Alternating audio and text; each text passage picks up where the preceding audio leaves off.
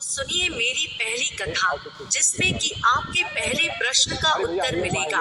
एक राजा बड़ा ही धर्मात्मा, न्यायप्रिय और भगवान का भक्त था। उसने ठाकुर जी का मंदिर बनवाया और एक ब्राह्मण को उसका पुजारी नियुक्त कर दिया। वह ब्राह्मण बड़ा ही सदाचारी, धर्मात्मा और संतोषी था। वह राजा से कभी कोई याचना नहीं करता था। राजा भी उसके स्वभाव से बहुत प्रसन्न था। उसने राजा के मंदिर में पूजा करते हेतु 20 वर्ष गुजार दिए। उसने कभी भी राजा से किसी प्रकार का कोई प्रश्न नहीं किया। राजा के पुत्र था। राजा ने उसे अच्छी शिक्षा दी और विद्वान बनाया। बड़ा होने पर एक सुंदर राजकन्या के साथ उसकी शादी कर दी। जिस दिन वह राजकन्या को अपने राजमहल में लाया, उस रात्रि में राजकुमारी को नींद नहीं आई।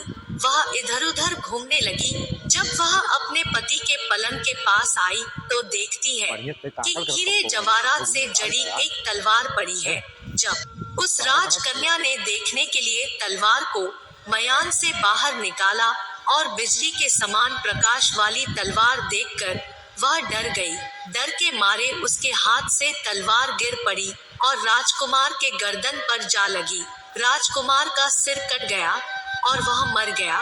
राजकन्या पति के मरने का बहुत शोक करने लगी। परमेश्वर से प्रार्थना की, हे प्रभु, मुझसे अचानक यह पाप कैसे हो गया?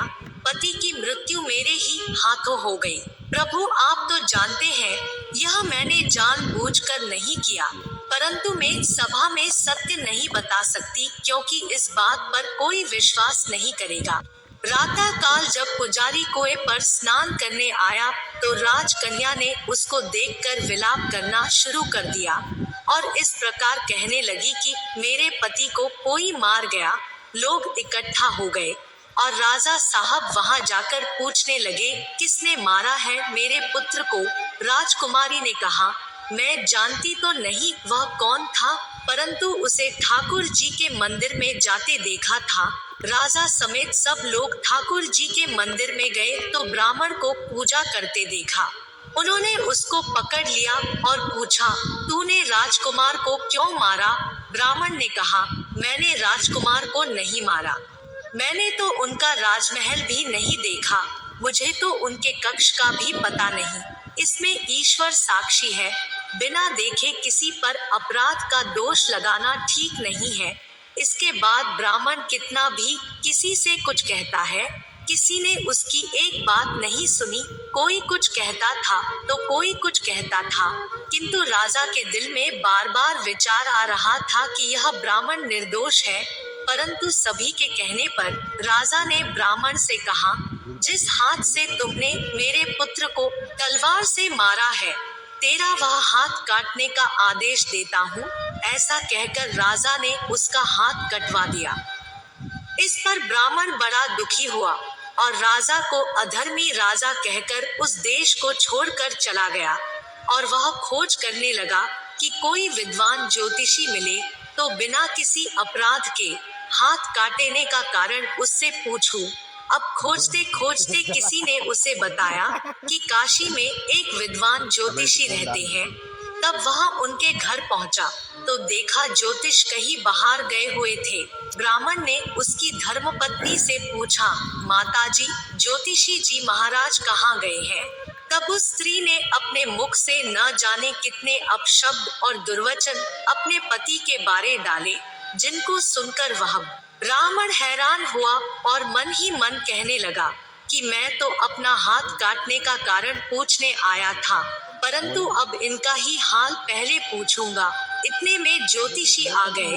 घर में प्रवेश करते ही ज्योतिषी की पत्नी ने दुर्वाचन कहना आरंभ कर दिया और उनका तिरस्कार किया, परंतु ज्योतिषी जी चुप रहे और अपनी स्त्री से कुछ भी कहा। ब्राह्मण को देखकर ज्योतिषी ने उससे कहा, कहिए ब्राह्मण देवता कैसे आना हुआ? हे पार्वती, आगे सुनिएगा उस ब्राह्मण ने क्या कहा। आया तो था अपने बारे में पूछने के लिए, परंतु पहले आप अपना हाल बताइए कि आपकी पत्नी अपनी जुबान से आपका इतना तिरस्कार क्यों करती है, जो किसी से भी सहा नहीं जाता और आप सह लेते हैं। इसका कारण क्या है? ज्योतिषी जी ने कहा, यह मेरी स्त्री नहीं, मेरा कर्म है। दुनिया में जिसको भी देखते हो, अर्थात भाई, पुत्र, शिष्य, गुरु, पिता, संबंधी जो भी है, सब अपना कर्म ही तो है। यह स्त्री नहीं, मेरा किया हुआ कर्म है, और यह भोगे बिना कटेगा नहीं, अपना किया हुआ अवश्य ही भोगना पड़ता है। और मैं कभी अपनी स्त्री की ताड़ना भी नहीं करता, ताकि आगे इस कर्म का फल ना भोगना पड़े। तब ब्राह्मण ने कहा, महाराज आपने क्या कर्म किया था, सुनाइए।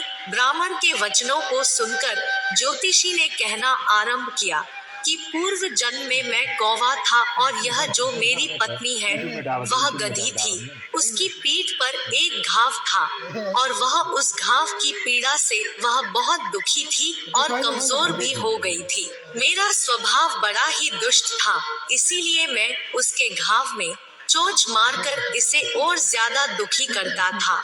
जब दर्द के कारण यह तड़पती थी, इसकी हसरत देखकर मैं खुश होता था। मेरे डर के कारण यह बाहर नहीं निकलती थी, किंतु मैं उसको ढूंढता फिरता था। वह जहाँ मिले वही उसे दुख देता था। आखिर मेरे द्वारा बहुत सताए जाने पर दुखी होकर वह गांव से 10-12 मील दूर जंगल में चली गई। वहाँ गंगा जी के किनारे हरी हरी घास खाकर और मेरी चोट से बचकर सुखपूर्वक रहने लगी। लेकिन मैं उसके बिना नहीं रह सकता था। उसको ढूंढते ढूंढते मैं वहां जा पहुंचा, और वहां उसे देखते ही मैंने उसकी पीठ पर जोर से चोंच मारी, तो मेरी चोंच उसकी हड्डी में घुस गई। इस पर उसने अनेक प्रयास किया, फिर भी चोंच नहीं छूटी। मैंने भी चोंच निकालने का बड़ा प्रयत्न किया, मगर नहीं निकली। उसने सोचा कि यह दुष्ट ऐसे तो मुझे छोड़ेगा नहीं, मैं पानी में जाती हूँ। ऐसा सोचकर गधी गंगा जी में प्रवेश कर गई, परंतु वहाँ भी मैं अपनी चोंच नहीं निकल पाया। आखिर में वह बड़े प्रवाह में प्रवेश कर गई। गंगा का प्रवाह तेज होने के कारण हम दोनों बह गए और मर गए। तब गंगा जी के प्रभाव से यह तो ब्राह्मणी बनी और मैं बड़ा भारी ज्योतिषी बना। अब वही मेरी स्त्री है जो मेरे मरते समय तक अपने मुख से गाली निकालकर मुझे दुख देती रहेगी, और मैं भी अपने कर्मों का फल समझकर सहन करता रहूंगा। मैं इसका दोष नहीं मानूंगा, क्योंकि यह किए हुए कर्मों का फल है, इसीलिए मैं शांत रहता हूँ। अब अपना प्रश्न पूछो।